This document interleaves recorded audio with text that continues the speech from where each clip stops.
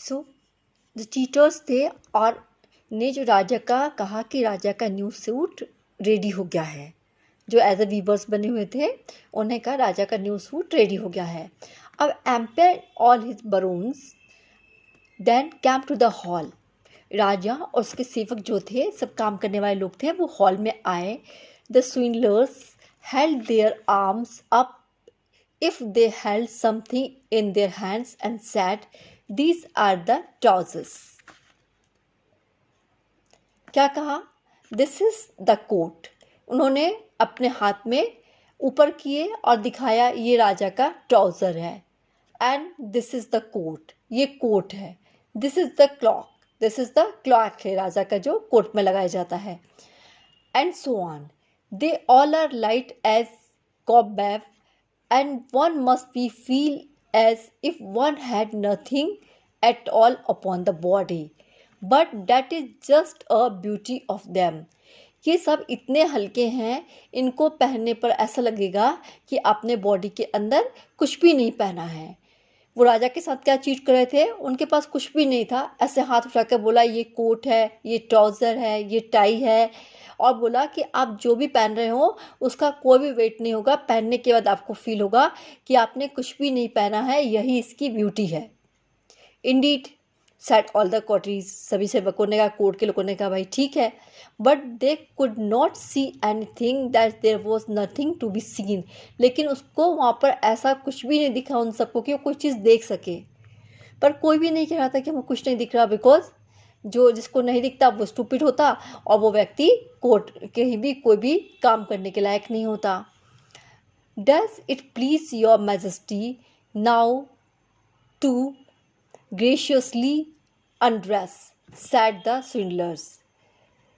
अब क्या कहा कि मैजेस्टी आपको ऐसा फील होगा इस सुंदर सी ड्रेस को पहनकर कि आप ड्रेसलेस हैं, अपने अनड्रेस हैं, आपको कुछ भी आपने नहीं पहना हुआ है। That we may assist your majesty in putting on the new suit there for the lost looking glass. अब हम आपको जो नया सूट है वो बड़ा दिखने वाले ग्लास के सामने हम आपको बड़ा सूट पहनाएंगे। The emperor undressed and the swindlers pretended to put a new suit upon him. राजा ने अपना पुराने कपड़े खोल दिए और जो चीटर्स थे उन्होंने राजा को ऐसा शो किया कि वो उसको नया सूट पहना रहे हैं। वन पीस आफ्टर अनदर, पहले एक पीस पहनाया, फिर दूसरा पीस पहनाया। And the emperor looked himself at the glass from every side. और राजा ने ग्लास में अपने को हर साइड से देखा। How well they look, how well they fit, said all. ये कितना अच्छा दिख रहा है, कितना फिट है, सब लोग कहने लगे। What a beautiful pattern, what fine colours, what is a magnificent suit of cloth, कितने सुंदर क्लॉथ का सूट है, सब लोग बोलने लगे। जबकि किसी को कुछ नहीं दिख रहा था। The master of the ceremonies announced that the bearers to the canopy which was to be carried in the procession were ready. जो सेरेमनी का मास्टर था, जो राजा की पूरी यात्रा को लेकर जा रहा था, उसने अनाउंस किया कि अब सब लोग प्रोसेशन के लिए तैयार हो जाएंगे। I am ready said the emperor, मैं तैयार हो गया। Does my suit not fit my marvellously? Then he turn once more to the looking glass that people should think he admire his garments. वो एक बार दो बार मुड़ा कि भाई मेरा सूट क्या मार्वलसली मतलब बहुत सुंदर नहीं है। वो फिर से ग्लास के पास गया, सबने और सबको वो अपने क्लॉथ दिखाना चाहता था। The chamberlains who were to carry the train stretched their hands and to the ground as if they lifted up a train, pretended to hold something in their hands. They did not like people to know that they could not see anything. अब जो भी व्यक्ति था वो सब ये show कर रहे थे कि उनको सूट बहुत अच्छे से दिख रहा है, सूट बहुत ब्यूटीफुल है। फिर कोई भी ये नहीं कहना चाह रहा था कि जो भी कि उनको कुछ भी दिखाई नहीं दे रहा है। The emperor marched into the procession under the beautiful canopy, and all who saw him in the street of out of the windows, exclaimed, "Indeed, the emperor's new suit is incomparable. What a long train he has! How well it fits him!" Nobody wished him to let others know he saw nothing, and then he would have been unfit for the office or too stupid. Never before emperor's clothes were more admired. क्या हुआ? राजा जब procession में गया तो एक बहुत लंबा मार्च उसने किया, यहाँ से वहाँ घूमा, और हर व्यक्ति सड़क पे जो भी था, स्ट्रीट पे जो भी लोग थे, सब लोग कह रहे थे, चिल्ला रहे थे कि इंडीड राजा का नया सूट बहुत सुंदर है, इनकम्परेबल है, उसके जैसा सुंदर कोई दूसरा हो ही नहीं सकता है।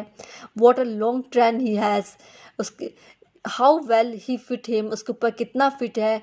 कोई भी ये नहीं चाहता था कि वह ये बोले कि उसको कुछ भी दिखाई नहीं दे रहा है, क्योंकि अगर वो ऐसा बोलता तो वो किसी भी ऑफिस के, राज्य के किसी भी कार्य के लिए वो अनफिट होता और स्टूपिड कहलाता।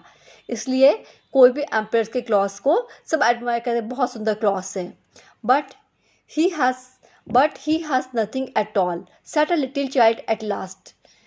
Good heavens, listen to the voice of an announcement of an innocent child, said the father, and one whispered to the other what the child has said.